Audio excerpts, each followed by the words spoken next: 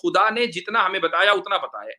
तो खुदा की बहुत सारी यानी खुदा का खुदा होना उसके के लिए जरूरी ये है कि उसके पास अनलिमिटेड पावर हो, उसके पास अनलिमिटेड नॉलेज हो, उसके पास यानी जो भी हो, जितनी भी सिफात हैं वो सारी की सारी अनलिमिटेड हो। अगर मैं उसके बारे में हर चीज जान लूंगा, और खुदा इस चीज का ऐलान भी कर रहा है कि वला युहीतूना बिही इल्मा, कि लोग जो है उसको मुकम्मल तरीके से नहीं जान सकते। खुदा ने इस चीज का कुरान के अंदर ऐलान कर दिया है। तो खुदा होने का पैमाना यही है कि उसको मुकम्मल तरीके से नहीं जाना जा सकता, चूंकि वो अनलिमिटेड, उसके पास इन्फिनिट पावर्स हैं और हमारे पास फाइनाइट पावर्स और फाइनाइट सलाहियत हैं।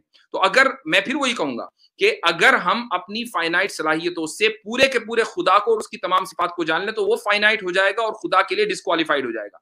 और अगर हम उसके इन्फिनिट होने के बावजूद मुकम्मल उसका इहाता कर लें तो हम इन्फिनिट होकर खुदा हो जाएंगे और वो खुदा नहीं रहेगा। यानी ये ऐसी लॉजिक है जो किसी भी बच्चे को समझ में आ सकती है।